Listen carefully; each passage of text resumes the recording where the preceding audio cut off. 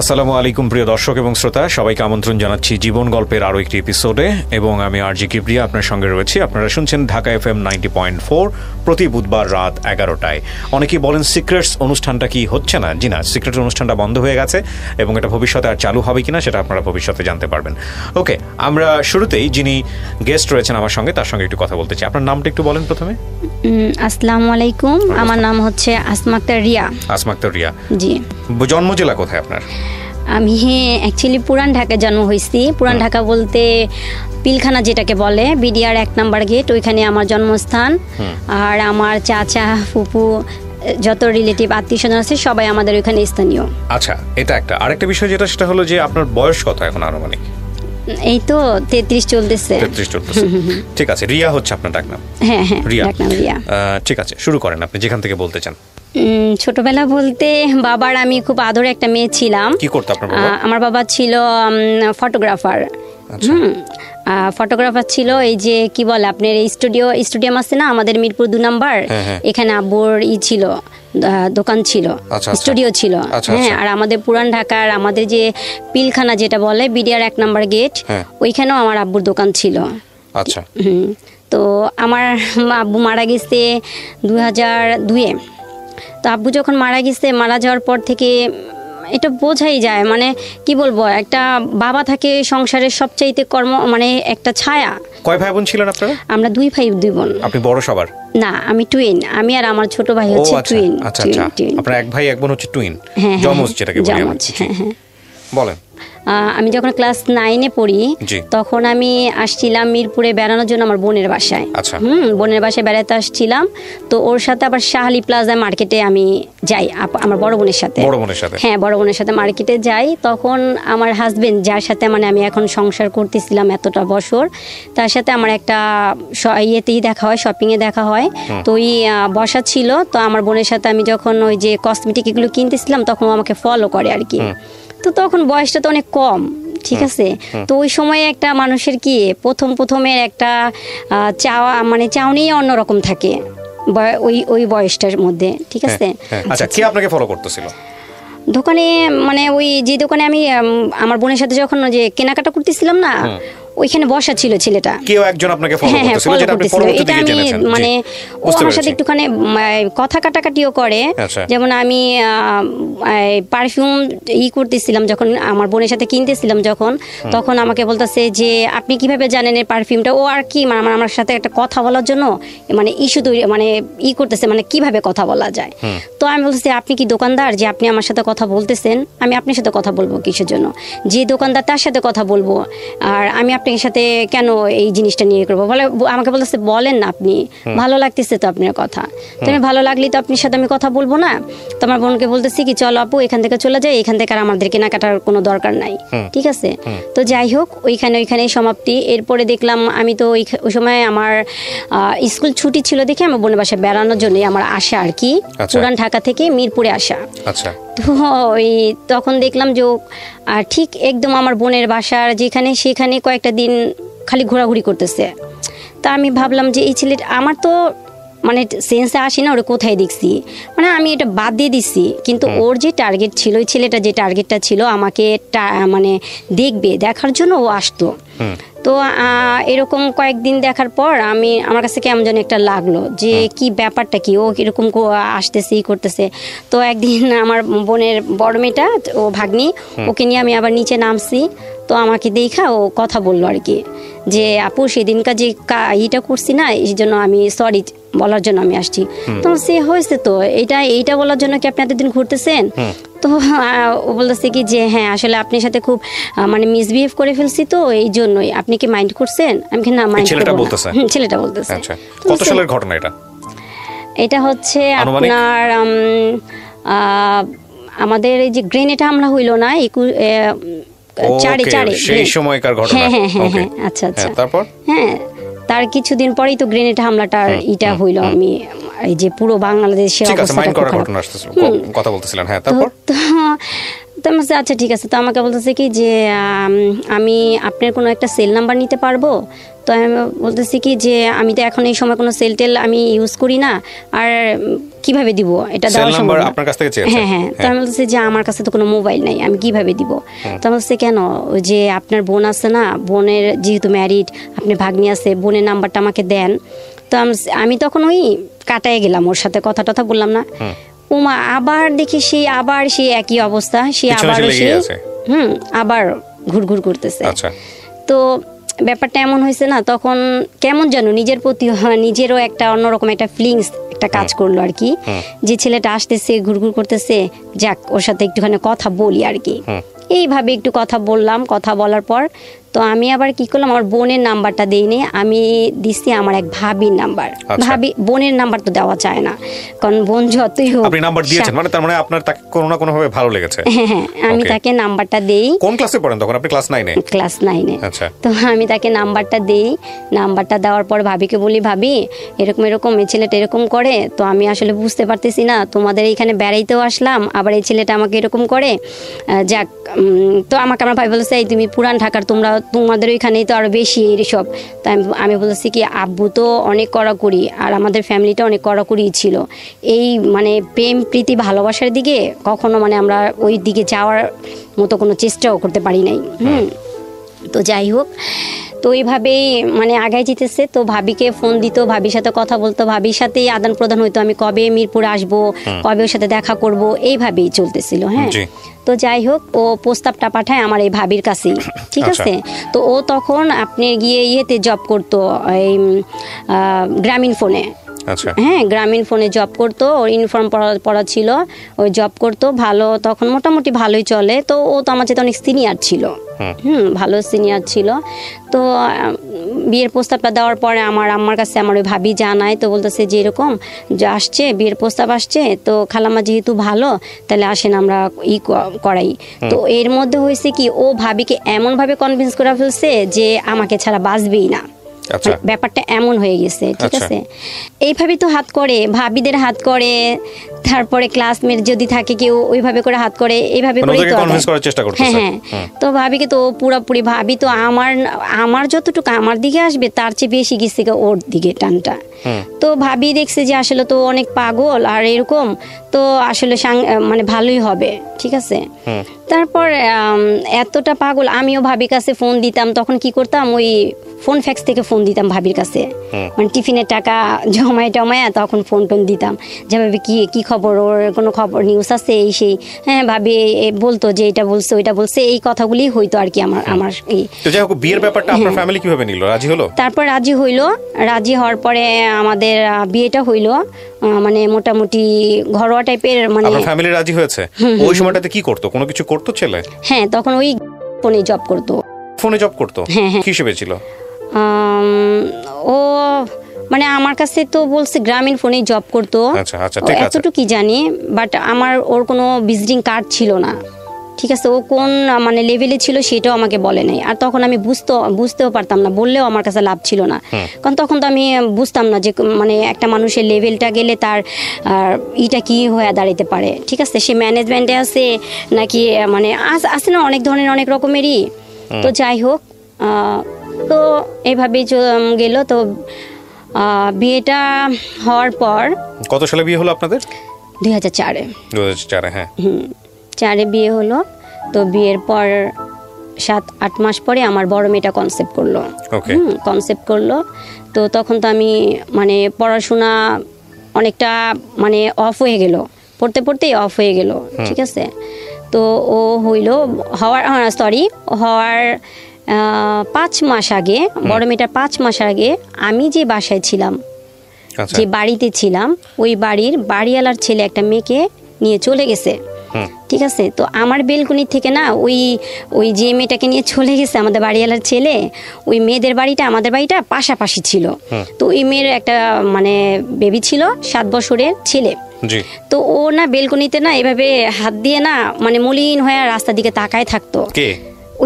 ওই যে মেয়েটা চলে গেছে আর কি। আপনাদের বাসা থেকে? আমাদের বাসা থেকে না, আমাদের বাসা বাড়িওয়ালার ছেলে যে মেয়েটাকে নিয়ে ভাগায় চলে গেছে। তো ওই আমি আমি আমি শুনছি কি বাড়িওয়ালার মেয়ের কাছ থেকে, মেয়ের কাছ থেকে শুনছি যে আমাকে বলতেছে কি জানিস, আমি যার পাশে ছিলাম ও আবার আমার বান্ধবী ছিল, হ্যাঁ, তো আমাকে বলতেছে জানিস আমার ভাইটা এত একটা খারাপ কাজ করছে না, এই ছেলেটাকে দেখতেছিস? আমি কি হ্যাঁ, ওর বোনটা না এই যে ওর মাটাকে নিয়ে না আমার ভাইটা চলে গেছে। আমি কাল্লা তুই কি বলোস, বাচ্চাটা মাশাআল্লাহ কি সুন্দর কিউট, এরকম ছেলে রাখা মানুষ কিভাবে পারে? পারে। আমি কি তাহলে বাবু ভাই কই? আর ওই আমার ওই বান্ধবীর ওর ভাইটার নাম হচ্ছে বাবু। আমি কি ভাইয়া কই? জানি না কোথায় আছে, বলতে পারি না। আমি তো প্রায় সময় না আমি বাচ্চাটাকে দেখতাম কি কান্না করতো, তো আমি আবার নামাজের পর যে দোয়া পড়তাম তখন ওই বেলকনির মধ্যে হাঁটাহাঁটি করতাম, যেহেতু আমার প্রেগনেন্সি অবস্থা, তখন ওই বেলকনিতে হাঁটতাম, ওই বাচ্চাটাকে দেখতাম, খুব খারাপ লাগতো। তো এর মাঝখানে আমার হাজবেন্ড 25 দিন একদম রাত্রে বাসা আসেই নাই। এটা কি বিয়ের পরের কয়দিন পরের ঘটনা? 7 মাস ওই যে আমার মেয়েটা বেবি তখন কি পেটে, তখনই অবস্থা? আচ্ছা, হুট করে আসলো না? হ্যাঁ, আসে নাই, রাত্রে আসে নাই, দিনের বেলা আসতো, হঠাৎ আসতো। রাত্রে সে কি দোহাই দিত? আসে না কেন বলতেছি। তো ও আইসা দেখতো কি, আমি আবার ওই সময় কি মানে আমার তখন ঘরে টিভি ছিল না, আমি সর্বক্ষণই কেন জানি কোরআনের প্রতি আমার এত ভালো লাগতো, খালি কোরআনই পড়তাম, খুবই ভালো লাগতো, কোরআন পড়তাম, নামাজ পড়তাম। তো ও এসে বলতেছে কি, আমি বলছি তুমি কোথায় গেছো, তুমি বাসায় আসো না, দেখো আমার কি অবস্থা, তুমি যে আসতেছো না, তুমি মানে কোথায় যাও, কি করো, আমার তো কিছু বলতেছো না, আর আমার কাছে তো মোবাইল নাই, আমি তোমার ফোনও দিতে পারি না, তুমি একটা ফোনও দিয়া খবর নাও না। ও ফোন দিত আমাদের ওই বাড়িওয়ালার, মানে ওই যে আমার যে বান্ধবীটার কথা বললাম না, ওর সাথে কথা মানে হইতো, ঠিক আছে, ওদের নাম্বারটা আমাকে তখন মোবাইল ও দেয় নাই, মোবাইল দিছে আমার অনেক পরে। তো যাই হোক, এরপরে ও আমাকে বলতেছে কি, আর শুনো না, তুমি তো নামাজ পড়ো, তোমার আল্লাহ দোয়া কবুল করবো, আমার ফুপু তো অনেক অবস্থা খারাপ, তাকে ডায়ালিসিস করাইতেছে, আমার না থাকতে হয়, কিন্তু আমি না এইটার মানেটা বুঝি নাই, মানে ডায়ালিসিস কি জিনিসটা কি, হ্যাঁ এটা কি, মানে এটা কোন রোগ? তো ওরা আমি কোশ্চেন করতেছি এটা কি অনেক বড় রোগ? তো বলতেছে কি, আরে পাগল তুমি বুঝো না, এটা এমন একটা রোগ, এই রোগের অনেক সমস্যা হয়, আমার তো থাকতে হয় ওইখানে, রাত জাগতে হয়, কেউ নাই, এই জন্য আমি থাকি।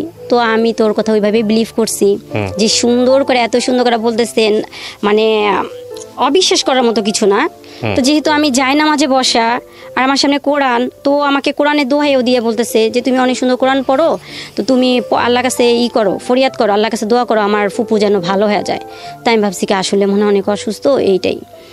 তো কিছুদিন পর আমার কানে আসলো এমন একটা অদ্ভুত কথা, মানে সেটার জন্য আমি প্রস্তুত না। কি হইলো, এটা বিয়ের কতদিন পরের ঘটনা? তখনও বেবি পেটেই? হ্যাঁ, এই পেটে থাকা অবস্থায় এরকম ঘটনা কানে আসতেছে? আচ্ছা, হ্যাঁ, কি কানে আসলো? তো আমার ওই বান্ধবীটা আমার কাছে আসছে, রিয়া তুই কি জানিস কি হয়েছে? আমি কি হয়েছে? কয় আমার হাজবেন্ড যে, হ্যাঁ, তোর কথা বলছে, ভাই কি করছে তুই জানিস? আমি কি না, কি জানবো? কারে বাবু, আমার ভাই যে মেয়েটা নিয়ে চলে গেছে, ওই মেয়েটারে নিয়ে তো নিয়ে রাখছে। আমি কি বলস? চা, আরে ওই রাখবো কোত্থেকা, মাথা নষ্ট। তো আমি বলতেছি না, তুই এটি বোন প্লিজ আমার এখন এই সময় এটি বলিস না তো, কারণ আমি না তখন এমন একটা জিনিসে ছিলাম ভাইয়া, যে আমার বেবিটা আমার পেটে, মানে আমি তখন বুঝতামও না যে মানে কিরকম, মানে ওই আমার আসে নাই, বয়সটা এরকম হয়ও নাই, এটা মানে এরকম একটা তো এর মাঝখানে আমার ওই নিউজটা দিতেছে, আমি অদ্ভুত, মানে ওরা বলছি এই তোর কাছে কোনো প্রমাণ থাকলে তুই প্রমাণ নিয়ে আসিস, তো আমার কাছে এই সমস্ত অদ্ভুত কোনো কথা বলিস না, বলছি কি তুই জানোস না আমরা নিউজ পাইছি, এখন দেখিস না, এটা নিয়ে অনেক কিছু হয়, আমি তো চিন্তা করতেছি এলাকার মধ্যে না জানি কি জানি হয়ে যায়। তো গেল, তো এর মাঝখানে আমার আম্মু তখন বাজার কইরা মাত্র উপরে উঠতেছে, আমি যে বাসায়, সেই বাসার রেলিং নাই, মানে আনকমপ্লিট বাড়িটা ছিল, রেলিং ছিল না, আমার আম্মু 3 তলা অলরেডি উঠে গেছে। তখন কি হয়েছে, ওই যে মেয়েটাকে নিয়ে আমাদের বাড়িওয়ালা ছেলে চলে গেছে যে, তো ঠিক আছে, ওই বাবুকে তো আটকে রাখছে ওর বোন, ঠিক আছে। এখন ওই যে আমার আম্মু বাজার নিয়ে যে উঠতেছে না, তখন কি হয়েছে, ওই মেয়ের মা আর মেয়ের হাজবেন্ড চলে আসছে, সিঙ্গাপুর ছিল মেয়ের হাজবেন্ড, সেও চলে আসছে বাংলাদেশে, তো দুইজনে একসাথে একত্রিত হয়ে উঠতেছে। তো আমার আম্মা উঠতেছে, পরে আমার আম্মাকে জিজ্ঞেস করতেছে, এই দাঁড়ান, আপনি কি রিয়ার আম্মু? তো বলতেছে কি হ্যাঁ আমি রিয়ার মা। আপনার কি হয়? বলতেছে আমার মেয়ের জামাই। আপনার মেয়ের জামাই কোথায় আছে? তো বলতো আমার আম্মা বলতেছে আমার আম্মাও জানে যে আমার ফুপু শাশুড়ি অসুস্থ, সেখানে আমার হাজবেন্ড আছে। তো বলতেছে যে কেন আমার সেটা সে কৈফত আমি আপনি কি দিব কেন? আমার মেয়ের জামাই আছে তার জায়গায় আছে, আপনি কি বলবো কেন? এই মহিলা আপনি কি জানেন আপনার মেয়ের জামাই কি করছে? তো ওই ওই কি বলে ওই মেয়ের হাজবেন্ড বলতেছে আপনার মেয়ের জামাই কি করছে আপনি জানেন? আপনি কি জানেন আমি কে? তো আমার আম্মা বলতেছে আমি কিভাবে জানবো, আমি কি আপনাদেরকে এর আগে কখনো দেখছি? আর আমাকে পরিচয় না দিলে, আর আপনারা তো একটা জিনিস বেয়াদবি করতেছেন, বলা নাই, জানা নাই, শোনা নাই, আপনারা এরকম ব্যবহার করতেছেন, এটা খারাপ করতেছেন না, আপনি পরিচয় দেন আমাকে। তো ওরা তো অনেক ক্ষিপ্ত, কারণ ওরা সব কিছু যাই না শুনে একদম রেডি হয়ে আসছে। তারপর তো বলতেছে যে এরকম বলতেছে যে আপনার মেয়ের জামাই আমার বউকে নিয়ে ভাগায় নিয়ে চলে গেছে। তো আমি তখন হ্যাঁ আপনার বাড়িতে বিয়ের 7-8 মাসের পরের ঘটনা। হ্যাঁ তো আমি গেটটা খুলে দেখতেছি খুব হট্টগোল, চিল্লাচিল্লি হইতেছে, মানে প্রচন্ড হাউগাউ। তো আমি আমার আম্মাকে বলতেছি আম্মা কি হয়েছে, আম্মা কি হয়েছে? তো এক পর্যায়ে কি হয়েছে, কথা কাটাকাটি করতে করতে ওই যে মেয়েটাকে নিয়ে ভাগায় চলে গেছে না, তো আমার আম্মা বলতেছে কোনো প্রমাণ আছে? তো ওরা কি করছে, ওরা তো সব প্রমাণ নিয়ে আসছে। রাজ নাকি এই ড্রেস কিনছে যেখান থেকে, সেগুলি ওরা ফলো করছে, ড্রেস কিনছে মেয়ের জন্য, এগুলি সবই ফলো করছে। তো ওইগুলি সব প্রমাণ নিয়ে আসছে। তো আমার আম্মুরে কি করছে, একটা চর মারছে। তো চর মারছে, তো ওই যে বললাম না রেলিং নাই। আম্মু মানে আপনার আপন মা নাকি শাশুড়ি? আমার মাকে। আপনার মা তখন কোথায় ছিল? মানে আপনার ওখানে আপনার টেক কেয়ার করতো? আমি তো আমার টেক কেয়ার করতো। মানে আপনি কি আপনার বাড়িতে ছিলেন নাকি? হ্যাঁ আমার বাড়িতে ছিলাম, আমার মার সাথে ছিলাম। আচ্ছা তো আপনার বাড়িতে আসছে এই কমপ্লেইন নিয়ে। আচ্ছা এটা তো ওর বাড়িতে যাওয়ার কথা। তো তারপরে আমার আম্মু কি পড়ে যেতে নিচ্ছে, তো আমার বান্ধবী ধরে ফেলছে। তো ও এখানে ট্যাকেল দিচ্ছে যে ধরে ফেলছে যে এই তো মার্ডার কেস হয়ে যেত এখন। তো ওদেরকে বলছে যে আপনারা তাড়াতাড়ি চলে যান, আপনাদের যা সমস্যা আপনারা আমাদের কাছে কমপ্লেইন জানাইতেন, তারপরে আমাদের ভাড়াটিয়ার উপরে আপনি এরকম করতেছেন কেন? তো ওরা আসলে কি ভাইয়া এরকম হইলে না কারো মাথায় না ঠিক থাকে না। একই তো মনে করেন ওই বাচ্চাটাকে ফেলে ওই মেয়ে চলে গেছে, তার মধ্যে আমরা তো এগুলি জানি না, আমরা তো এগুলি তো কিছু জানি না। তো ওরা তো সবকিছু যাই না শুনে আসছে, কিন্তু ওদেরও ভুল হয়েছে। ওরা যদি যাই নাও থাকে ওরা তো আগে আমাদের জানাবে, তাই না? জেনে কোয়ারি করবে তারপরে। হ্যাঁ তারপরে একটা মানুষকে ব্লেম দেওয়ার আগে বা করার আগে তার তো উচিত জানানো। তো ওরা এটি কিছু করে নাই। তো যাই হোক, এরপর কি হয়েছে, ওই আমার হাজবেন্ড ওর এক ফ্রেন্ড, তো ও আবার আমাদের বাসায় আমার বিয়ের পরে আসছিল। তো আবার আমার বাসাটা আমি যেখানে ছিলাম মিরপুর 11, ওইটা বাস স্ট্যান্ডে ছিলাম। তো বাস স্ট্যান্ড চেঞ্জ করে তো ভিতরে গেছি, তো ওর কাছে তো ছিল আমার কি বলে ওই বাড়িওয়ালাদের নাম্বার। তো আমার সাথে একদিন রাস্তা দেখা হয়েছিল, পরে আমার বলছে ভাবি বাসা চেঞ্জ করছেন, বাসা তো চিনি না, তো বাসা যাবো কিভাবে করে? তো কি যেন মনে করে আমি না ওই বাড়িওয়ালাদের টিএনটি নাম্বারটা দিয়ে দিই। তো ওই ছেলে কি করছে, আমার ননদের বাসায় গেছিল, যাওয়ার পর দেখে এই মেয়েকে। তো বলতেছে কি, আমার ননদ বলতেছে কি রাজ ভাইয়ের ওয়াইফ এটা। তো বলছে কি ব্যাপার, মানে দেখার পর সালাম দিচ্ছে। তখন বলতেছে আমার ননদকে জিজ্ঞেস করছে কে? তো বলছে এটা তো ভাইয়ার ওয়াইফ। তো বলতেছে ভাইয়ার ওয়াইফ মানে কার? বলতেছে কি রাজের। তো আমার হাজব্যান্ডের ফ্রেন্ড বলতেছে যে কিভাবে, আমি তো এই মেয়েকে দেখি নাই। আর আমার হাজব্যান্ড কিন্তু আমি কি বলবো, হ্যাঁ বলেন। আমার হাজব্যান্ড যে এখানে একটা জিনিস করছে যে ওর ফ্যামিলি থেকে কাউকে নিয়ে আসে নাই, ওর ফ্রেন্ড আইনা বোন জামাই সাজায়া আমাদের বিয়েটা কাবিনটা হয়। ও তার মানে আপনার বিয়ে তো একটা ঘাপলা ছিল, পারিবারিক ভাবে একটা ঘাপলা ছিল। এইগুলো খুব নোট করার মতো পয়েন্ট। আচ্ছা হ্যাঁ তারপর? তো আমি তো আমার ননদকে দেখি নাই, আর ওরাও আমাকে দেখে নাই। ও তখনও আপনি হলো শ্বশুর বাড়িতে যান নাই? ও দ্যাট ইজ দ্য ফ্যাক্ট। ওকে আচ্ছা যাই নাই। এরপরে কি হয়েছে, তারপরে আসলো আমার ওই কি বলে ওই ফ্রেন্ড ও আসলো আমাদের বাসায়। আসার পর আমার আম্মাকে বলার পর বাড়িওয়ালাকে বললো। তো বলার পর বললো যে এইখানে একটা কথা আছে, মাঝখানে ফেলে দিছি, আমাদের পুরান ঢাকায় কালচারে একটা নিয়ম আছে, মানে যে কি বলে 7 মাসে একটা মানে অনুষ্ঠান হয়, হ্যাঁ সাতশা বলে। তো আমার এক অনুষ্ঠানটা খুব বড় সড়ো করে করা হয়, খুব বড় সড়ো করা হয়। আমার যে মেজো মামা আমাকে খুব বেশি আদর করতো।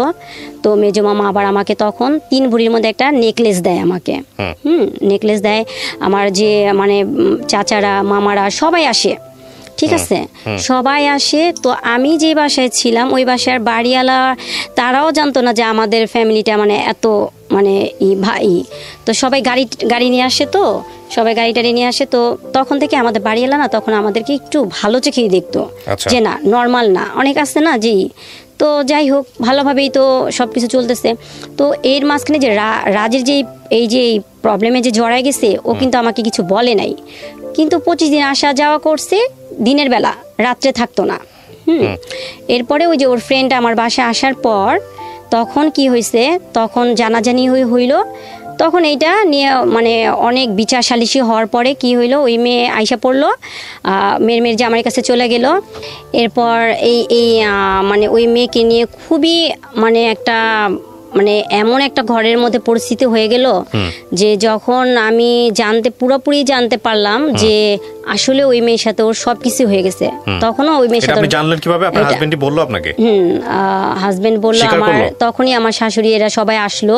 এসে আপনার কাছে আসলো না ওই মেয়ের কাছে গেল? কোনটা? আমার বাসায় আসছে তখন। আমার আম্মা যাওয়ার পরেই ওরা আমাদের বাসায় আসলো। আর আমার যে 27-এর সময় যে অনুষ্ঠানটা করা হইলো, তখন তো আমার আম্মা বলছে যে তুমি তোমাদের বাসা থেকে সবাইকে নিয়ে আসো, এই তো একটা সময় ফ্যামিলির পরিচয় হওয়ার জন্য, তো তারাও আসুক দেখুক, দুইটা ফ্যামিলির একটা আন্ডারস্ট্যান্ডিং তখন হবে, ঠিক আছে।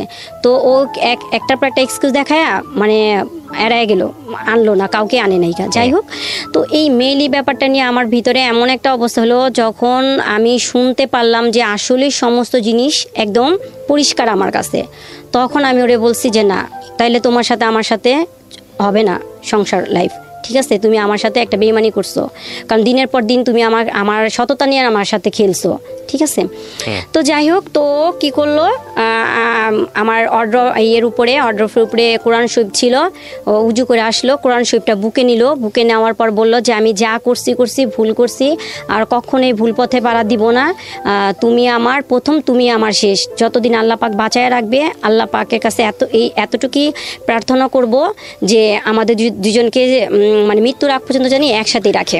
আচ্ছা, এটা আপনার ফার্স্ট বেবি হওয়ার আগের ঘটনা, তখন বেবি হয় নাই? না, বেবি হয় নাই। তো আপনি কি করলেন? ক্ষমা করে দিলেন? হ্যাঁ, তো দুজন আমরা একসাথে কি মানে শুক্রবার নামাজ পড়লাম, তবার নামাজ পড়লাম এবং মানে আল্লাহর কাছে কান্নাকাটি করলাম। ওরে আমি শিখাই দিলাম, ও অনেক কিছু পারতো না, ওরে শিখাই দিলাম, দুজনে একসাথে নামাজ শেষ করলাম। ভালো, সব দিক দিয়ে ভালো চলতেছে। বেবিটা হওয়ার পর আমি এরপরে চলে গেছিলাম সিলেট।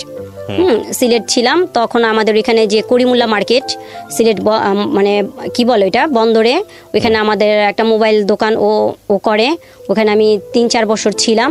তারপর ওইখান থেকে ভালো, সব দিক দিয়ে খুব ভালো, এত ভালোভাবে মানে ওইখানে আর কোনো কষ্ট কি জিনিস আমি বুঝি নাই, খুব ভালোভাবে চলতেছে, মানে আলহামদুলিল্লাহ সব দিক দিয়ে ভালোভাবে চলতেছে। তো এর মাঝখানে আমি আবার ঢাকা ব্যাক করলাম। ঢাকা ব্যাক করার পর আমার আম্মু আবার টাকা দিল, তখন আমি কামরাঙ্গীচর ছিলাম, তখন ওকে একটা মোবাইল সার্ভিসিং একটা দোকান করে দিল। দোকান চলতেছে। দোকান করে দিল মানে কি? তো আপনি জানতেন গ্রামীণ ফোনে কাজ করে? আসলে গ্রামীণ ফোনে কোনো কাজ করে না সেই ছেলে। না, বিয়ের পরে আপনি বুঝলেন এগুলো সব ভুয়া ছিল, ঠিক আছে। তো ও ঘুমাই থাকে 1-2টা পর্যন্ত, সবসময় ঘুমায় থাকতো। তো ওরা আমি বলতাম যে তুমি এত মানে এরকম অলস কেন, তুমি যাও না, করো না, তাহলে কিভাবে চলবে এরকম। তো আমাদের কি ভাইয়া, যেটা সত্যি কথা, আমার আম্মু আমার অনেক হেল্প করতো, যেহেতু মেয়ে, আর এখন একটা সাংসারিক ভিতরে ঢুকে গেছি, মানে অনেকটাই হেল্প করতো আমার আম্মু, লুকায় অনেক বেশি করতো। তো যাই হোক, মনে করেন এর মাঝখানে ও কি করলো, একটা রাজনীতি বিষয় নিয়ে ওইখানকারই লোকের সাথে লাগাই দিল, ঠিক আছে। কিন্তু এলাকাটা কিন্তু ওইটা আমার জন্মস্থান, ওইখানে কিন্তু আমাকে সবাই চিনে। তো এর মুখে শুনি, ওর মুখে শুনি যে ওর জামাই এরকম করছে, একটা জিনিসগুলি একটা খারাপ না।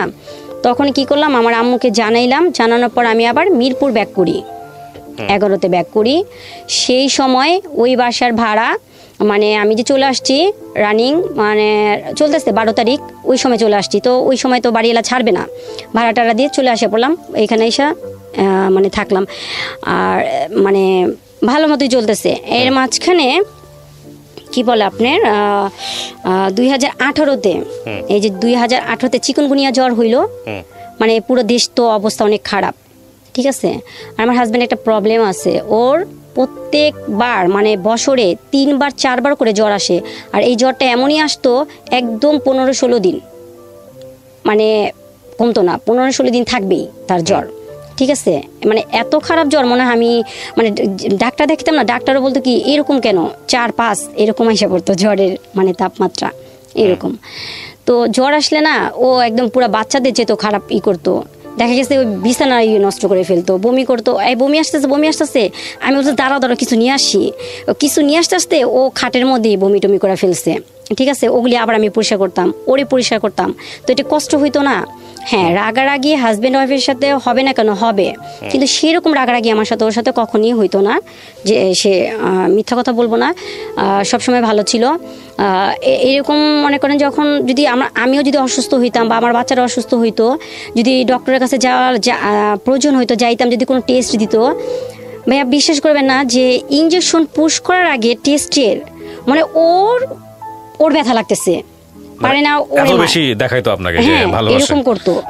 এই আপনি কি এরকম করে দিলেন কেন, ব্যথা পাইছে না, ওর ব্যথা লাগতেছে না। তখন ওই লোকটা ওই মানে ওই নার্স বলতো যে আশ্চর্য ব্যাপার, যাকে দিচ্ছি তার কিছু হইতেছে না, আপনি কেন এরকম এক্সাইটেড, মানে এরকম কেন, এরকম। আমি তো ওর বুঝাইতাম, তুমি এরকম করো কেন, তুমি একটু থাকো না, তুমি এরকম সব জিনিস নিয়ে এরকম করাটা কি তোমার ঠিক, তুমি কুল থাকো, আমার জিনিস আমি দেখবো। আচ্ছা গেল। তো চিকুনগুনিয়া যে জ্বর, মানে যে পুরো দেশের যে ভয়াবহ অবস্থা, তখন ওর চিকুনগুনিয়া জ্বর হয়, তখন আমি ওরে নিয়ে সরোয়ার দিতে যাই। আচ্ছা, ওকে যখন আমি শরীরটা মুছিতে যাই, তখন দেখি যে ওর মানে শরীরে যে বিশেষ মানে অংশটা, সেখানে মানে এমন একটা ঘা হয়েছে, মানে দেখে আমার শরীর কাটা মানে শিহর উঠে গেছে, যেটা কি। তোরে আমি জিজ্ঞেস করলাম যে তোমার এটা হয়েছে, তুমি আমাকে বলবা না? তো ও আমার কি করছে, রাখো সরো, তোমার এখানে পরিষ্কার করতে হবে না। তো আমি তোমার স্ত্রী, আমি কেন করব না, তোমার প্রবলেমটা কি, আমি তো সব কিছু করতেছি। তো যাই হোক, তো সরর দিতে নিয়ে গেলাম। তো চর্ম বিভাগ যে ডক্টরটা, ওনার কাছে আমি গেলাম। যাওয়ার পরে আমি বলতেছে আপনি কি হন ওনার? আমি বলছি ওয়াইফ। তো বলছে আচ্ছা একটু ওয়েট করেন, আমি দেখি। তো উনি ভিতর থেকে দেখে আসার পরে আমাকে বলতেছে যে আপনি কি ওনার ওয়াইফ? আমি বলছি হ্যাঁ। তো বলতেছে ওনার সাথে কি কোনো সম্পর্ক আছে? তো আমি বলছি না, কি বলেন, আল্লাহ মাফ করুক, আস্তাগফিরুল্লাহ আমি বলতেছি। তো বলতেছে তখন বলতেছি কি আপনি কি জানেন নাকি, আপনি আগে কথা বলতেছেন? আমি কি না, কেন, আমি ওর ওয়াইফ, আমি জানবো না কেন? তো তখন উনি না একটু রাগ হয়ে গেছে, ডক্টর মানুষ তো বলছে কি চেয়ারে কি আপনি বসা না আমি বসা? এখন উনি জানে কি প্রয়োজনটা ওইখানে পাইছে, আমি তো ভাই আসলে বুঝতে পারতেছি না। তো উনি আমাকে বুঝায়, তখন খুব রাগ হয়ে গেছে, যখন আমি বারবারই ওরে মানে আমি আমার দিক দিয়ে আমার হাজবেন্ডকে আমি সাফাই গায়ে ওরে মানে ক্লিয়ার করার চেষ্টা করতেছি, কিন্তু ডক্টর তো ওনারা একটা ডক্টর মানুষ, ওনারা তো এমনি ডক্টর হয়নি, তাই না? ওনারা তো ওর প্রয়োজনটা দেখেই তো বুঝতে পারছে। তো আমাকে অনেকগুলি মেডিসিন দিয়ে দিল, কিভাবে ওয়াশ করতে হবে, কিভাবে কি করতে হবে, এবং আমাকে বলে দিল যে আপনি কিন্তু কোনো রকমই ওনার সাথে এখন মেলামেশা করবেন না, ঠিক আছে? ওনার ভিতরে যে কোনো একটা জিনিসের উনি কোথাও না কোথাও গেছে, সে খারাপ জায়গা থেকে ওর এই পয়জনটা আসছে এবং এটা হয়েছে। এটাকে আমরা এসটিডি বলি, যেটাকে বলি সেক্সুয়াল ট্রান্সমিটেড ডিজিজ, যেটা ডাক্তার উনি বললো, ওনার কথা যদি সত্য হয়ে থাকে আর কি। হ্যাঁ ঠিক আছে। তো যাই হোক, তো আমি খুব মানে বাসায় আসার পর না আমার ভিতরটা মানে তারপরেও নিতে পারতেছিলাম না যে ওই কিরকম করে হ্যাঁ আমি আমার মতো করে নর্মালি ভাবে সুন্দর করে ওরে ড্রেসিং করাইতাম, তারপরে কুলারটা ছাইরা দিতাম, ঘরে বাচ্চাদের অন্য রুমে রাখতাম ওর মতো, কারণ ওরে যখন ওয়াশ করাইতাম না তখন অনেক জ্বালাপোড়া করতো, প্রচন্ড জ্বালাপোড়া করতো। তো ওরে ফ্যানের বাতাসে ওইটা আমি আবার করতাম, তখন আমি বলতাম যে তোমার কি খারাপ লাগতেছে? জিজ্ঞেস করতেন না ওকে যে কেন তুমি, তোমাকে ডাক্তার এটা কি বললো? হ্যাঁ ওরে আমি বলতাম, তো বলতো কি আরে তুমি জানো না ওই ডাক্তাররা সাইকো, তো মানে উল্টা পাল্টা তোমার মানে ও কিন্তু আমাকে একটা অন্ধকার জগতে আটকায় রাখছিল ভাইয়া, ঠিক আছে? মানে আমি তো কখনো একা চলাফেরা করি নাই, ও আমাকে সব জায়গায় নিয়ে গেছে। রাস্তা পার কি জিনিস আমি এখন হয়তো বা এখন করতেছি, কারণ আমার অনেকটা কষ্টে সংগ্রাম করে চলতেছি, তো এখন আমি একটু চলাফেরা শিখছি, কিন্তু আগে কখনো আমাকে ও একা ছাড়ে নাই। তো যাই হোক, তো ওইভাবে করে দিন কাটলো ভালোই, ও মানে সুস্থ হইল। কিন্তু এই যে ওর পিছনে যে এতগুলি টাকা, সমস্ত টাকা আমার আম্মু দিছে খরচ, ঠিক আছে? সমস্ত টাকা আমার আম্মু দিছে, মানে যত কিছুই মানে আমার ঘরের বাজার সদাই যা লাগতো, কারণ ও তো বসা, ও তো এমনি বসা, কোনো ইনকাম নাই, কোনো কিছু নাই। হ্যাঁ, আর আমার আম্মুর কিন্তু এটা সেকেন্ড ম্যারেজ ছিল। আমার আম্মু যে যুক্তরাষ্ট্রে থাকে, আপনি আমাকে কোশ্চেন করতে পারেন কিভাবে গেল। ওকে প্রিয় শ্রোতা, ছোট্ট একটা বিরতি নেবার আগে আপনাদের সবার জন্য বলছি, ঢাকা এফএম এর আরও একটি ইউটিউব চ্যানেল, যেখানে আপনারা আমাদের এই অনুষ্ঠানগুলোর ভিডিও কন্টেন্ট দেখতে পাবেন। আপনারা সবাই চ্যানেলটি সাবস্ক্রাইব করুন। আমাদের চ্যানেলটির ঠিকানা হচ্ছে www.youtube.com/ I love Dhaka FM। আমার এই অনুষ্ঠানগুলোতে যদি আপনি অংশগ্রহণ করতে চান আমাদেরকে ফোন করবেন। আমাদের ফোন নাম্বারটি হচ্ছে 09611904904। আমি আবারও বলছি 09611904904। ওকে, ছোট্ট একটা বিরতি। জীবন গল্প।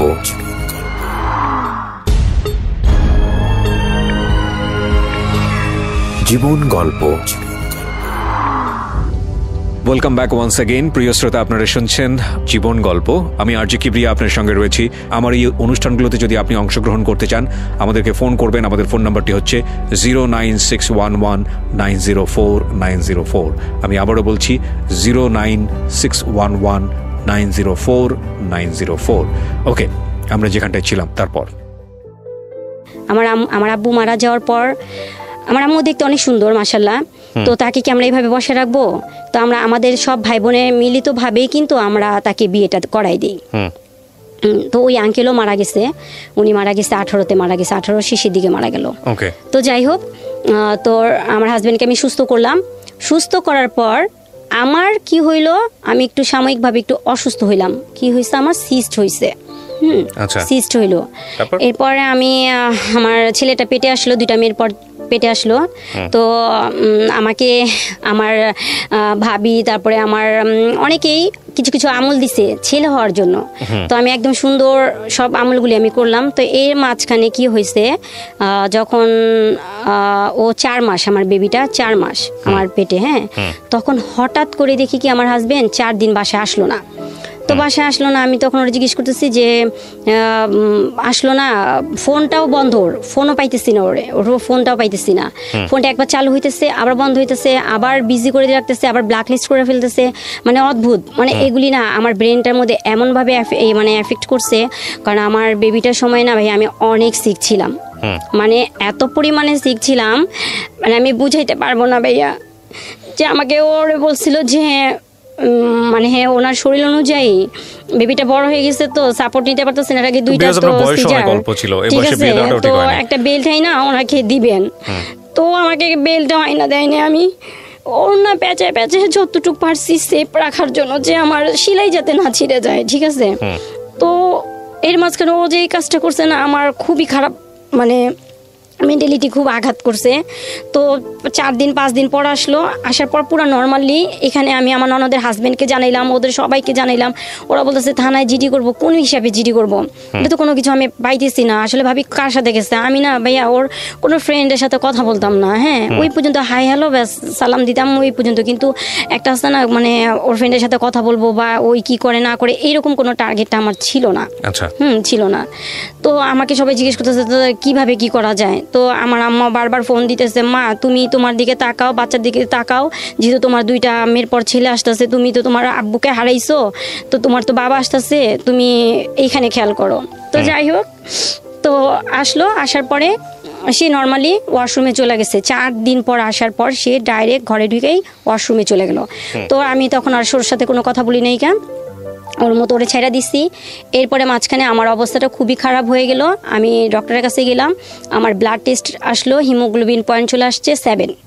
তো আমাকে বলেছে আপনি কিন্তু ডোনার ঠিক রাখেন, আপনি কিন্তু পজিশনটা কিন্তু খুবই মানে ক্রিটিক্যালি পর্যায়ে চলে আসছে। আর আমার হাজব্যান্ডকে বললো আপনি একটু স্ট্রিক্ট একটু সময় দিয়েন, যেহেতু আমার রেগুলার উনি ডক্টর, সবসময় ওনার কাছে আমি দেখাই। তো ওকে বলে দিল যে আপনি কিন্তু ওনাকে কিন্তু ভালো মতো টেক কেয়ার করবেন, ওনাকে কিন্তু কোনো রকম মেন্টালিটি কিছু প্রেশার দেওয়া যাবে না, কারণ ওনার কিন্তু প্রেশার আপ ডাউন করতেছে, এতে কিন্তু বাচ্চার সমস্যা হয়ে যাবে। আচ্ছা গেল। তো এর মাঝখানে ও ঘরে ঢুকে কথা বলতেছে, কার সাথে কথা বলছে আমি জানি না। তো আমার রুমে থেকে আমি এক রুম থেকে আরেক রুমে আসলাম, ও আমাকে দেখা রীতিমতো এমন একটা বিহেভ করলো, আমাকে বলতেছে কি, মানে আমি বুঝলাম না, তুমি আসলে এরকম অশিক্ষিত মানুষ অশিক্ষিতর মতোই কাজ করে। আমি কি করলাম, আমি তুমি যে ঘরে ঢুকছো তুমি নক করে ঢুকবা না, তুমি এরকম করে ঢুকলা যে। তো আমি বলছি কি ব্যাপার, এটা তো আমার রুম, তো ঢুকলে কি হয়েছে, সব ঘরগুলি আমি গুছাই না, আমি তোমার কাছে আসছি। তো আমার শরীরটা না ভাইয়া খুব খারাপ লাগতো ওই সময়টা, মানে খুবই খারাপ যাইতো, মানে শরীর ব্যথা করতো, মানে কিরকম শুধু ওর ঢুকে কি পেলেন আপনি? তো কি করলো, উইঠাই ওর কানে থেকে হেডফোনটা ছিঁড়া ফেলাই দিল, মোবাইলটারে মানে ছুঁড়া মারলো, খাটের উপরে যেয়ে পড়লো। মানে সম্ভবত ও ওই মেয়ের সাথে কথা, যে মেয়েটার সাথে যে সম্পর্কটা, মেয়ের সাথে কথা বলতেছিল আর কি। আমি তো তখন জানি নাই, আমি জানছি পরে।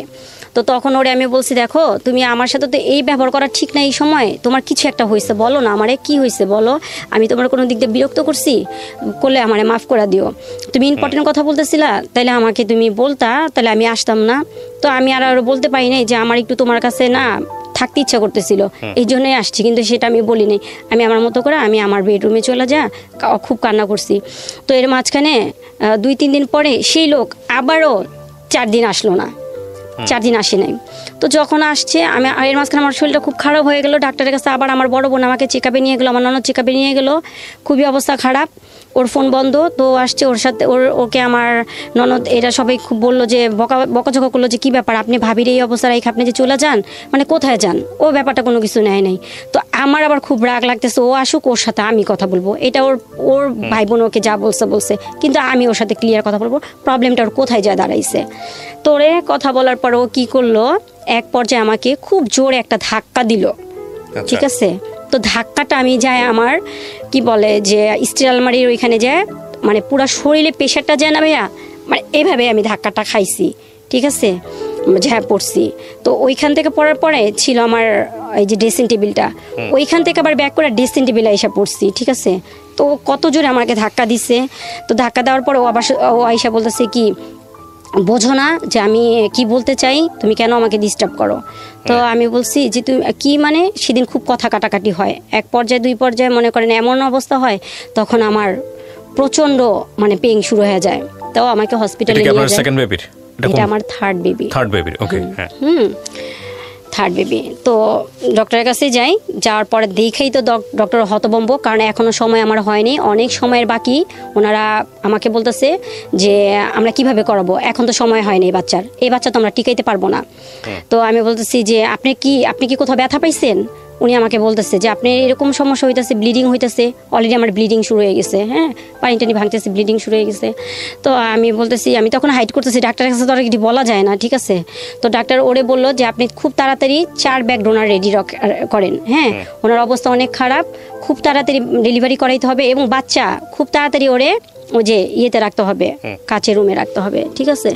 তো এগুলি বললো। তো আমাকে সেদিন রাত্রে অবজারে রাখলো, যেহেতু আমার বাচ্চাটা 33 উইক, হ্যাঁ, আনপ্রিপেয়ার বাচ্চা, ফুসফুসের কার্যকারিতাটা কিন্তু তখন হয় নাই। তো ওরে বলে দিল যে আপনি সকালের দিকে চলে এসে পড়বেন আমার এই হসপিটালে, ইসলামিয়াতে, আমার এই হসপিটালে কিন্তু বাচ্চার এটার ব্যবস্থা নাই, আপনি অন্য কোথাও নিয়ে যেতে পারবেন, জাস্ট আমরা ডেলিভারির পরে বাচ্চাটা আমরা আপনার হাতে দিতে পারবো, এছাড়া আর কিছু করতে পারবো না, আর আপনি সকালবেলা চলে এসে পড়বেন। এটা আমার ডক্টর যে আমাকে দেখতো, সে ওরে বলে দিছে। সেই মানুষ সারা রাত তার মোবাইল এঙ্গেজ, এখানে আমার মানে যতটা সময় চলে যেতেছে অতটা সময় আমার খুব মানে খারাপ পর্যায়ে চলে যেতেছে। যাই হোক, বেবিটা লাস্ট ফিনিশিংয়ে বাঁচাতে পারি নাই, মারা গেছে বেবিটা। মানে ওর এই আচরণের কারণে, মানে খুবই দুঃখজনক।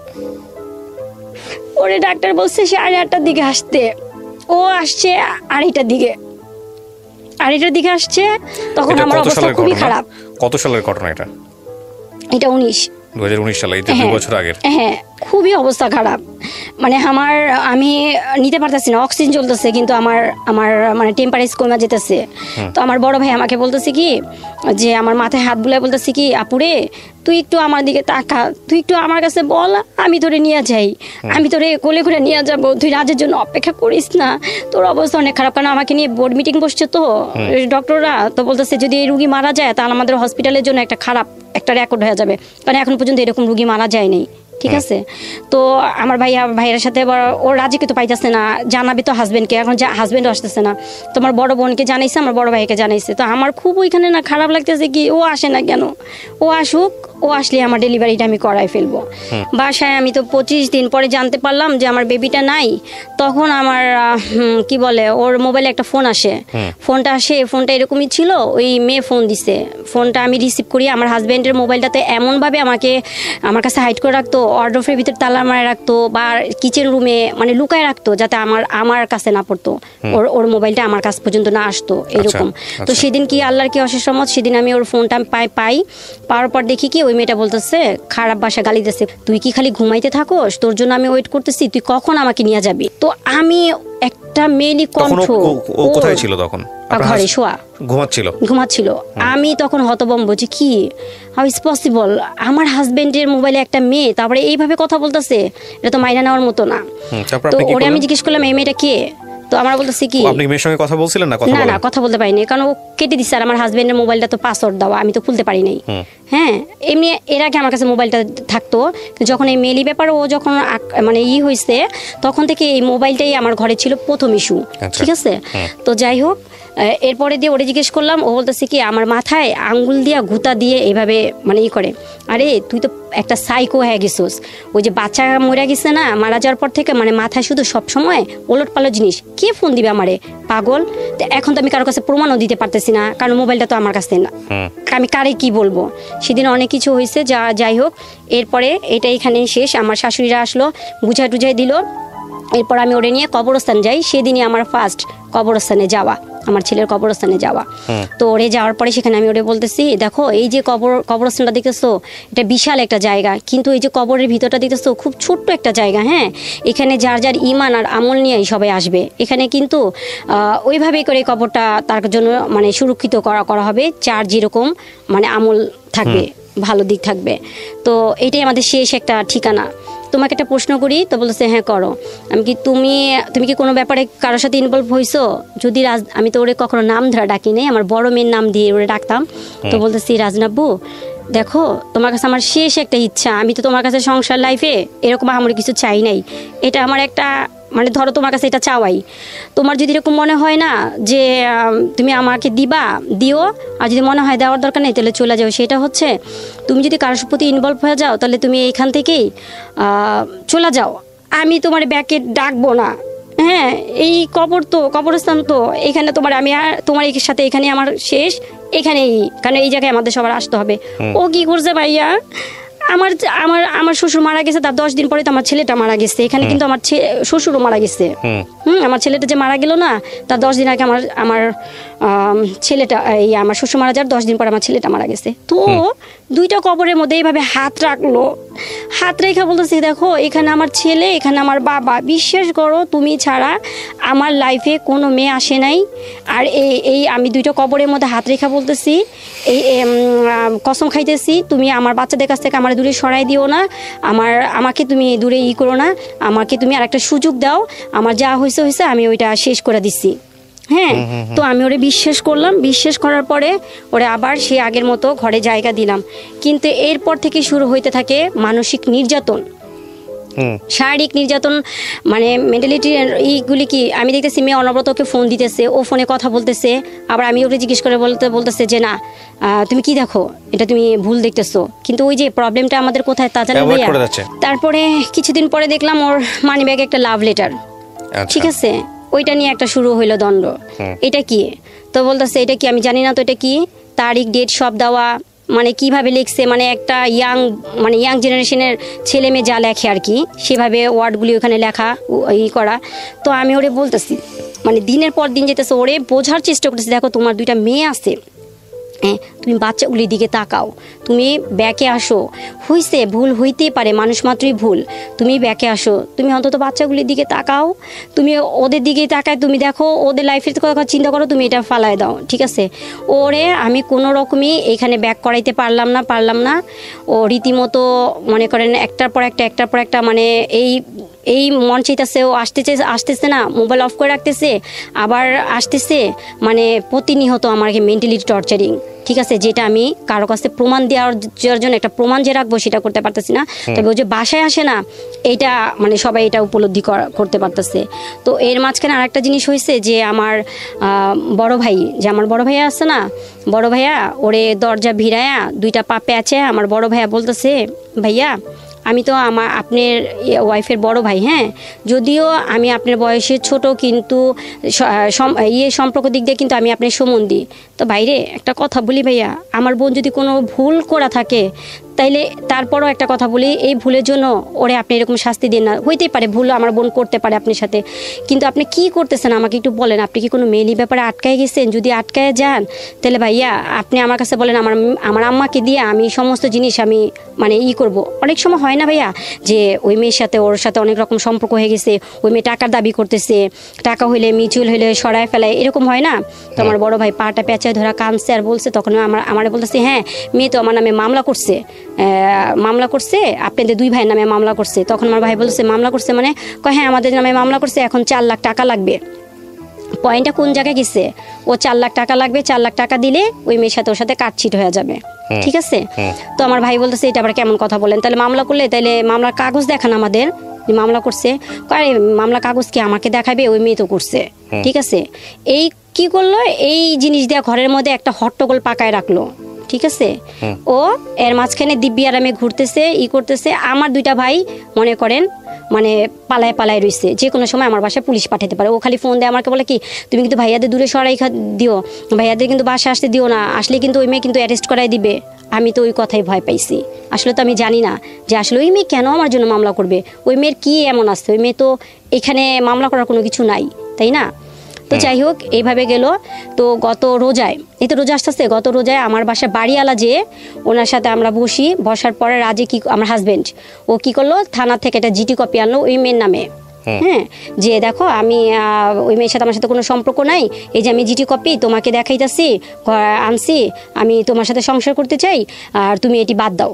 হ্যাঁ, তো ঠিক আছে, ভালো কথা। আমাদের ঘরোয়াভাবে সবাই মিলা বৈশা টুইসা সুন্দর করে ওর হাতে আবার আমাকে বুঝাই দিল, আমার ভাইটাই সবাই বুঝাই দিল। তো আমি আমার শাশুড়ি বাসায় গেলাম। সেখানে যাওয়ার পর ভাইয়া দেখি রাত্রে মেয়ে ফোন দিছে ওরে যে তুমি কি ঘরে ঢুকেই কি আমাকে ভুলা যাও। তারপর তখন আমার শাশুড়িকে যে আমি আবার কান্না করতেছি, আম্মা দেখেন আপনারা তো আমাকে বুঝে নিয়ে আসছেন, দেখেন আপনার ছেলেকে আবার দিছে, এই যে দেখেন মেসেজ দিছে, আমি মেসেজ দেখছি।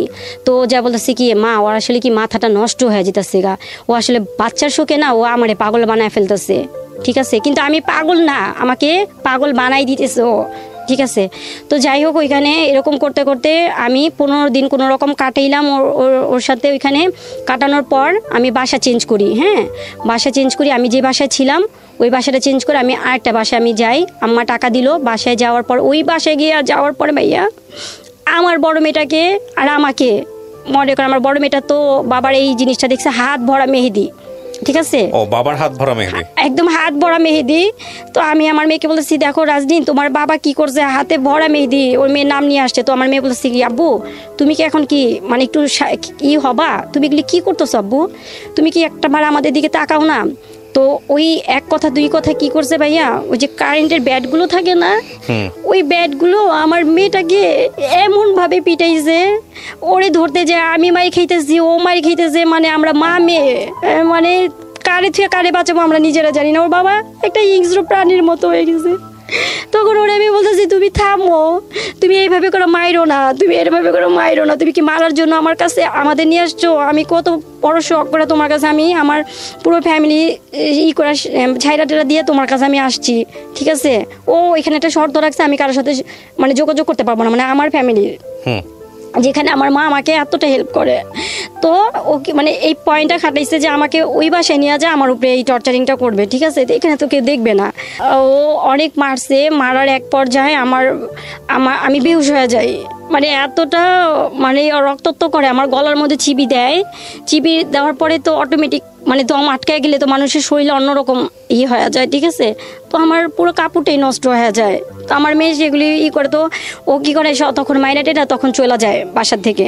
তো আমার বড় মেয়েটা ওর মামাকে ফোন দেয়, ছোট মামাকে ফোন দেয়, ছোট মামা তুমি একটু তাড়াতাড়ি আসো, মামা আম্মুরে তো মাইরা ফেলতেছে, আম্মুর তো কোনো নাই, মানে কোনো কিছু, ও তো ছোট মানুষ বুঝতেছে না, মানে ও যেভাবে পারছে ওর মামাকে বলছে, ওর মামা দৌড়ায় আসে, আসার পর আমাকে জরর দিতে নিয়ে যাওয়ার পর ওইখানে আমাকে দেখার পর ওই যে পুলিশ কেস হয়, তারপরে আমি থানায় যাই, তারপরে আপনি গিয়ে মামলা করেন? হ্যাঁ, থানায় যেয়ে মামলাটা করি। ঠিক আছে, মামলাটা কইরা আসার পর আমি যাই আমার খালা শাশুড়ির বাসায়। আমি তখন আমার ভাইরে বলি কি ভাইয়া একটু সময় দে ভাইয়া, বড় ভাইয়ের আমি বলি, দুই ভাইয়েরই বলি একটু সময় দাও। তো আমি আমার খালা শাশুড়ি বাসায় যাই, তো আমার শাশুড়ি সেখানে দেখার পর আমার অকথ্য ভাষা গালাগালি করে। ঠিক আছে, অকথ্য ভাষা গালাগালি করে, এই তুমি এখানে আসছো কেন, বের হও, আমাদের মান সম্মান ধুইতে আসছো, এই করতে আসছো, সেই করতে আসছো। কিন্তু এর মাঝখানে ওনার ছেলে যে টিকটকগুলি করতো, এই টিকটকগুলি আমার মেয়ে দেখছে আবার। দেখছে। এখন তো ভাইয়া ডিজিটাল যুগ, সবখানেই সব জিনিস মানে মেয়ের সাথে টিকটক করতো। ঠিক আছে, যে মেয়ের সাথে ওর পরকীয়া হয়েছে। ও আচ্ছা, তার সাথে টিকটক করতো, সেটা আপনার মেয়ে চোখে পড়ছে? হ্যাঁ, মেয়ের চোখে পড়ছে। তো ওর চোখে পড়ছে, তো ওই আমাকে সবকিছু আমার মোবাইলে দেয়, আমাকে বলে যে আম্মু আমি নামাই দিই, তুমি দেখো, তুমি তো অনেক কিছু বোঝো না, দেখো আব্বু কি করতেছে, তুমি কি কিছু করবা না? তো আমি বলতেছি মা আমি কি করব বলো, তুমি আমার কি করতে বলো, আমি বড় জোর নাইলে তোমার বাবার থেকে আমি সরে আসতে পারবো, তুমি কি চাও? তো বলছে আম্মু থাক। তখন আবার আমার মেয়ে বলে কি আম্মু থাক, দেখি আব্বু ফিরত আসবে, আব্বু তো এরকম ছিল না। তো যাই হোক, আমার ওই খালা শাশুড়ির বাসায় যাওয়ার পরে কি হয়, ওইখানে এক পর্যায়ে সবাই মিলে আবার বসার পর আবার মিল টিল করা দেয় আমাকে। ঠিক আছে, আমি তখন মামলাটা আবার অফ রাখি, বুঝছেন, অফ রাখি। ওইখানে কি বলা হয়, অফ রাখেন মানে কি, মামলা তুলে নেন? না, মামলা তুলে করি নাই, মানে মামলাটা তখন আমি মামলার প্রসেসিং আসলে যাই নাই, মানে সাধারণভাবে জিটিটা করা হয়েছে, এরপরে আমি মানে মামলাটা আমি করবো, মানে আমার একটা সিগনেচার দিলেই তারপর হবে। তো আমি তো সুন্দর করে আমার ওইখানে সুন্দর করে সবাই বোঝা দেওয়ার পর, তো আমি তখন সবার কাছে করি, বলি যে ঠিক আছে, ও যেভাবে আমাকে রাখবে আমি সেভাবেই থাকবো। তো মেলি ব্যাপারে ওইখানে কথা হয়, তখন ওই সবার সামনে ভাইয়া প্রায় ওইখানে 20-25 জন মানুষ সবার সামনে সেই একই অবস্থায় আবার কোরআনটাকে সামনে রাইখা বলতেছে আমার সাথে কোনো মেয়ের সাথে কোনো সম্পর্ক নাই, আমার 2 বাচ্চা, আমার স্ত্রী ছাড়া আর কেউ নাই। ঠিক আছে, এইটি কথাটা বলে কসম টসম খাওয়াইটা সবাই করে দিল। আর আমার ভাসুর ওই যে খালা শাশুড়ির বড় ছেলে, ও বলল যে ঠিক আছে, আমার বড় ভাইকে বললো যে বোনের ঘর তো কি করবে এখন, বোন জামাই তো বসে আছে, তাহলে 2 মাসের বাজার খরচ তোমরা দিয়ে দিও, আর আমরা দেখি তো কি করা যায়। তখন আমার বড় ভাই বলছে কি ভাইয়া সব সময় তো আমাদের উপরে চাপাই দিতেছেন, তো সমস্যা নেই, আমার ভাগ্নির 2টা মুখের দিকে তাকায়া আমরা দিব, কিন্তু তাকেও তো কিছু করতে হবে, এইভাবে কতদিন। ঠিক আছে, ওইভাবে কথা বইলা আসার পরে আসার পর ও কি করলো, ভিডিও কলে ওই মেয়ের সাথে ওই রাত্রেই কথা বলতেছে, খুব হাসাহাসি করতেছে, সে আমার গেমটা না একদম সাকসেস হইতাছে। তো এই কথাটা আমি শুনি, গেম সাকসেস হইতাছে মানে এই তুমি কার গেম সাকসেস করতেছো? তো ওর ফোনটা না ওই রাইখা দিয়ে বালিশের পাশে, আমি জানি না যে ও অলরেডি মোবাইলটারে অন করে এই অবস্থা। তো আমরা বলতেছি কি এই শোন একটা কথা বলি তোরে, এই যে এত কিছু হইতেছে, তখন ল্যাঙ্গুয়েজটা কিন্তু পুরোপুরি চেঞ্জ। তো আমরা বলতেছি এত কিছু হইতেছে, তুই কি কিছু বুঝোস না আমি কি চাই? তখন আমরা আবার ওই প্রশ্নটা করে, কি বুঝবো মানে, কি চাও মানে? কয় শুনো, আমি বিয়ে করছি, তুমি একটা কাজ করো, তুমি ওর কাছ থেকে আমার আনতে চাও? তো আমি সেটা কেমন কথা বলো, তুমি বিয়ে একবার বলো করছো, একবার বলো করো নাই, এগুলি কেন এই হেজিটেশনের মধ্যে রাখো কেন, তুমি কি চাও? তো বলতেছে কি ওরে ছাড়তে গেলে না 6 লক্ষ টাকা লাগবে। আমার বড় ভাইকে কিন্তু কিছুদিন আগে কিন্তু বলছে ওই যে মামলা করছে 4 লক্ষ টাকা কিন্তু দাবি করছে, এখন আবার বলতেছে 6 লক্ষ টাকা।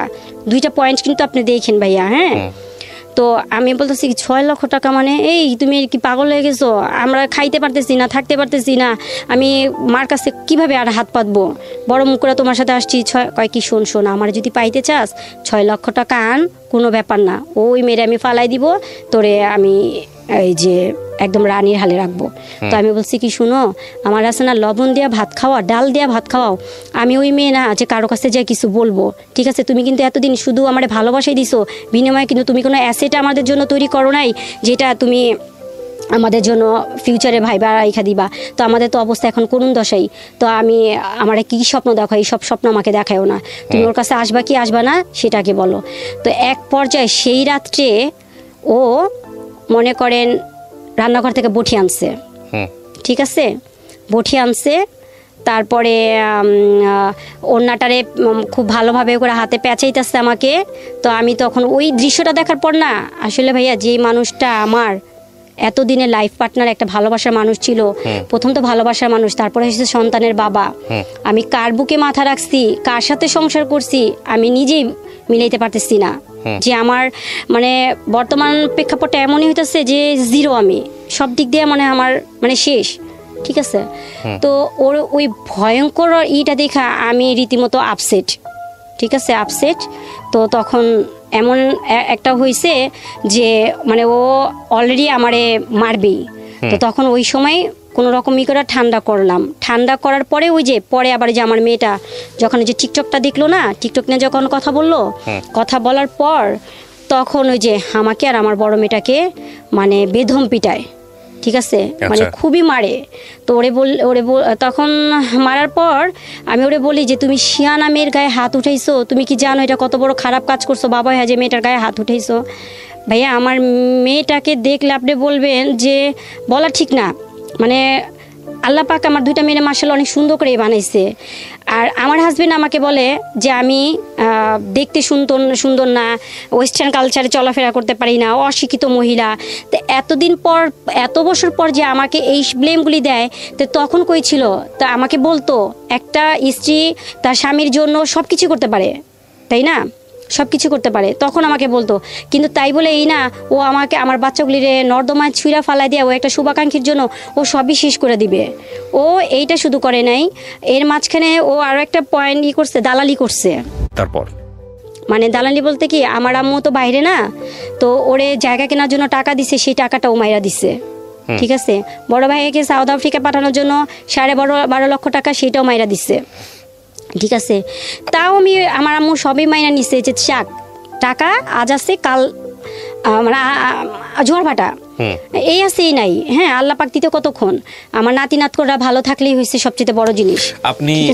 আপনাকে আমি কিছু কোশ্চেন করি, আমি গল্পটা আপনারা এতক্ষণ ধরে যারা শুনছিলেন আমি জানি তাদের ধৈর্যচ্যুতি ঘটবে শেষের দিকে এসে। কয়েকটা প্রশ্ন আমি করি আপনাকে, আপনি যদি একটু উত্তর দেন। আপনি আমাকে যখন এই অনুষ্ঠানটা আমি শুরু করি তখন আপনি আমাকে কিছু ভিডিও ডকুমেন্ট দেখাচ্ছিলেন, বিশেষ করে একটা ভিডিও খুব সেন্সিটিভ যেটা আপনার হাতে এসছে, এটা কার মাধ্যমে এসছে আপনার কাছে?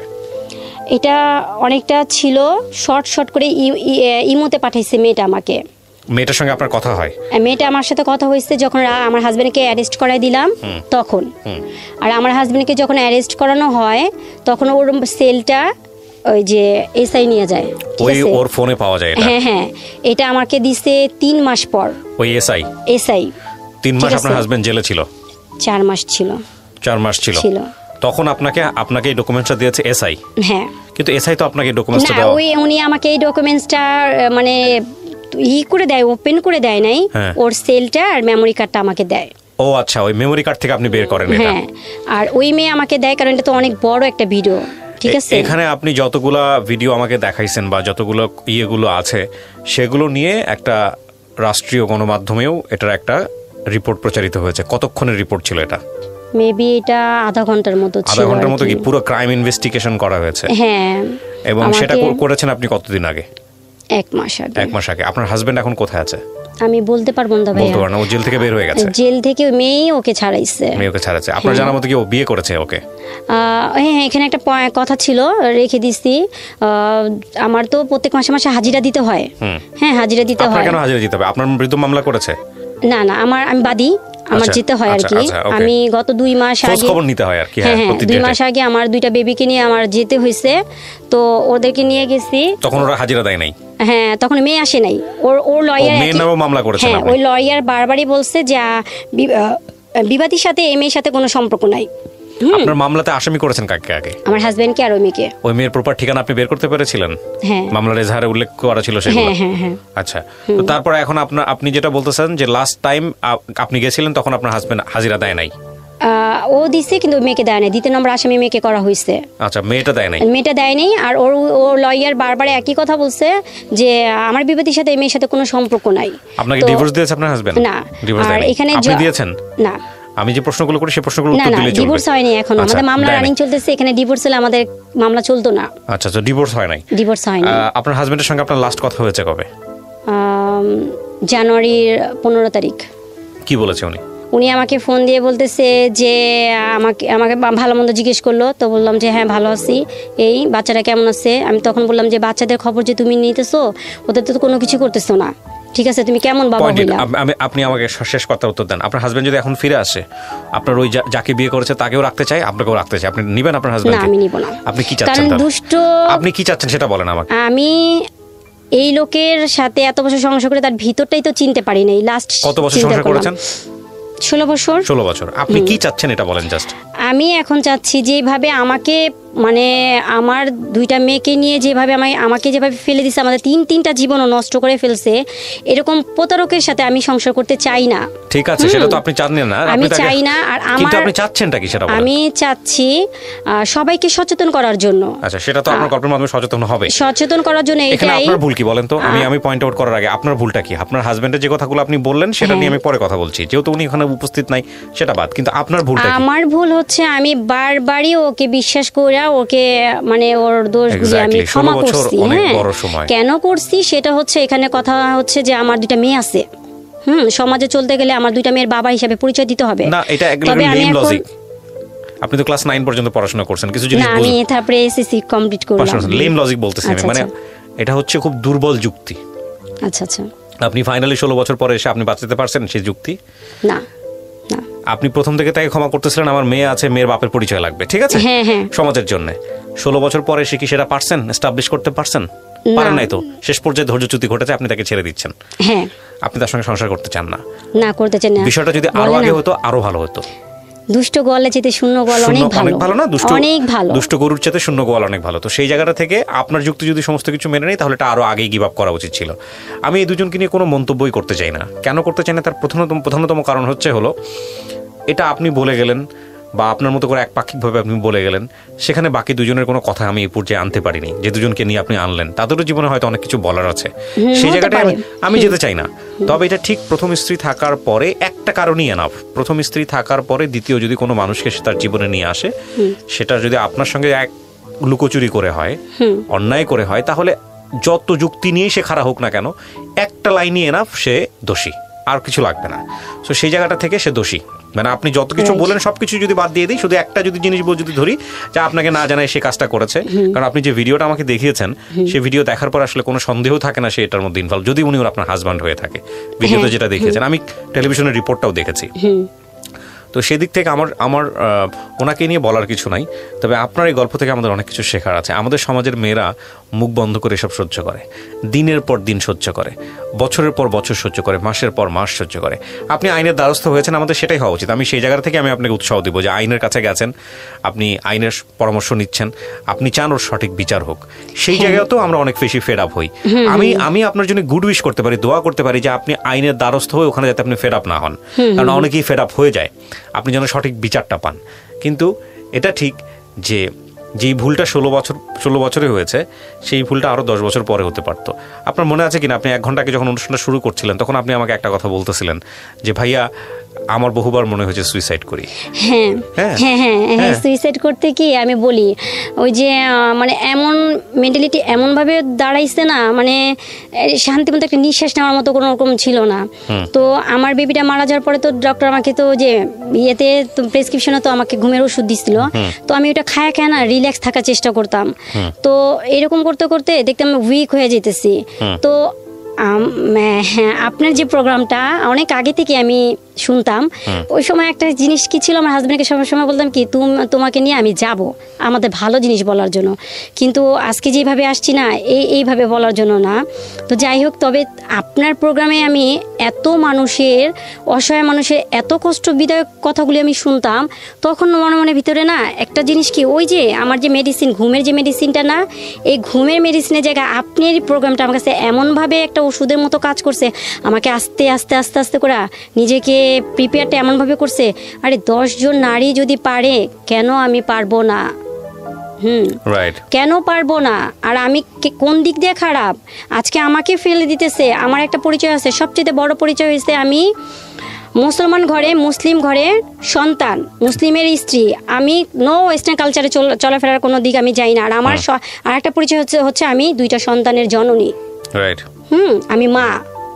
একটা মানুষ মা জাতিকে কখনো কলঙ্কিত করতে পারে না। আমি আপনার এই বোধটাকে সম্মান জানাই, আপনাকে আর পরামর্শ করার কিছুই নেই। আপনি আমার এই অনুষ্ঠানে আসছেন, আমি সম্মানিত, এবং আমি মনে করি বাঙালি নারী হচ্ছে শ্রেষ্ঠ, মানে সাহসের দিক থেকে, শৌর্যের দিক থেকে, কাজের দিক থেকে, ধৈর্যের দিক থেকে নিঃসন্দেহে তারা অন্যান্য দেশের তুলনায় অনেক বেশি পরিমাণে আমি মনে করি রেসপেক্টের জায়গায় আছে।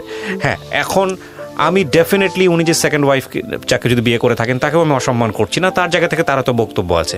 কিন্তু আমি একটা জিনিস মানে ভাইয়া আমি অনেক রিকোয়েস্ট করছি, ভাইয়া ওকে অনেক রিকোয়েস্ট করছি, দেখো ঠিক আছে, আমি দেখেন ওই জায়গাটা যাই না। আমি একটা জিনিস শেষ করি, সেটা হলো যে দেখেন জীবনটা তো একটাই, তাই না? আপনি আপনার জীবন নিয়ে আসছেন এবং আপনি ওই যেটা বলতেছিলেন যে আমল এবং ঈমান নিয়ে আপনি আপনার কবরে যাবেন, রাইট? তো আপনার সন্তানের, আপনার এখন সবচেয়ে বড় দায়িত্বের জায়গাটা যেটা হচ্ছে আপনার সন্তান, আপনার 3টা সন্তান, রাইট? আমি যদি ভুল না করে থাকি, হ্যাঁ একটা তো দুটো, হ্যাঁ তো 3টা বাচ্চা, এই 3টা বাচ্চা আপনার কাছে আছে, আপনার কোল জুড়ে আছে। এই 3টা বাচ্চা আপনার শক্তি, আপনি এদেরকে সুন্দর করে বড় করেন, সামনের দিকে আগায় নিয়ে যান। আর আপনি যেটা নিজের ভিতরে পেলে পুষে বড় করেছেন বোধটা যে আমি হারবো না, আমি সুইসাইড করার কথা চিন্তা করেছি, কিন্তু এই অনুষ্ঠানগুলো দেখে আমি সাহস ফিরে পেয়েছি। হ্যাঁ এটা সত্যি, এবং এই সাহসটা নিয়ে আপনি সামনের দিকে আগায় যাবেন, এটাই হচ্ছে বড় কথা। আজকের এই অনুষ্ঠানের শেষে এসে প্রিয় দর্শক এবং শ্রোতা, আপনাদের জন্য একটা কথাই বলতে চাই, ইনক্লুডিং মি। আমি কখনোই অ্যাডভাইস দেওয়া পছন্দ করি না, আমার ভিতরে যে উপলব্ধিগুলো আছে সেগুলো শেয়ার করি, এবং এগুলো দেখবেন অনেক সময় সাংঘর্ষিক হবে, কারণ একটা অনুষ্ঠানে আমি যে কথাটা বলি এই কথাটাই অনেক সময় টার্ন করে যেতে পারে আরেক অনুষ্ঠানের কথার সাথে। এই দুটো কথা যদি আপনি মিলানোর চেষ্টা করেন দেখবেন যে দুটো দুই রকম এবং সাংঘর্ষিক। সুতরাং আমার কোনো কথাই আসলে একেবারে মানে সিচুয়েশনাল বাইরে কথা না, মানে আমি যে কথাগুলো বলেছি সেটা সিচুয়েশনের প্রেক্ষাপটে। আজ পর্যন্ত অনুষ্ঠানে যতগুলো যদি পরামর্শমূলক বা উপদেশমূলক কথা আপনি মনে করেন, তাহলে এগুলো আসলে নিউট্রাল পয়েন্ট থেকে না, এগুলো আসলে সিচুয়েশনাল পয়েন্ট থেকে। লাইক একটা গল্প শুনেছি, ওই গল্পের প্রেক্ষাপটে বলেছি। তো এই জায়গাটা থেকে আমি শুধু একটা কথাই বলতে চাই যে আমাদের আসলে প্রত্যেকের জায়গা থেকে শেখার আছে। যদি মনেই হয় যে এই মানুষটির সাথে আমার হবে না, তাহলে ওখান থেকে আমাদের বের হয়ে আসতে হবে, এবং বের হয়ে আসাটা খুবই কষ্টকর, কিন্তু বেটার ফিউচারের জন্য বের হয়ে আসতে হবে। এবং সেখানে ইমোশন দিয়ে চিন্তা না করে যোগ বিয়োগ করতে হবে যুক্তির জায়গাটা থেকে। আর সেই জায়গাটিতে আমাদের ধর্মেরও কোনো প্রবলেম নাই, মানবিকতারও কোনো প্রবলেম নাই, বিজ্ঞানের তো প্রবলেম নাই। তো আমার মনে হয় যে জীবনটাকে সুন্দর করাটা প্রয়োজন, সেটা সৎ উপায়ে এবং ডেফিনেটলি কাউকে কষ্ট না দিয়ে। এটাই শুধু বলতে চাই। অনেক অনেক ধন্যবাদ। আমি শেষ করি আজকের মতো, এবং আমি শুভকামনা জানাই, আমি দোয়া করি আপনার জন্য আজ থেকে আরো 10 বছর পরে আপনি নিজেকে এমন একটা জায়গায় নিয়ে যান। সবার কাছে আমারও একটা কথা হচ্ছে, সবার কাছে আমার একটা কামনা, আমার যেহেতু 2টা মেয়ে, 2টা জান্নাত, হ্যাঁ ওদের জন্য সবাই দোয়া করবেন, কারণ মেয়েরা বাবার অনেক আদরের থাকে। ওদেরকে আমি অনেকটাই বাবার মতো মার মতো দুইটাই আমি ওদেরকে সাহস দিয়ে জোগায় নিতেছি, যাইতেছি, এটা জানি আমি সেভাবে নিতে পারি, ওদেরকে যদি সেভাবে মানুষ রূপে জানি আমি বানাইতে পারি। নিশ্চয়ই আমরা দোয়া করি আপনার মেয়েদের জন্য। প্রিয় দর্শক এবং শ্রোতা, আজ শেষ করছি আজকের মতো পর্যন্তই। অনেক অনেক ভালো থাকুন।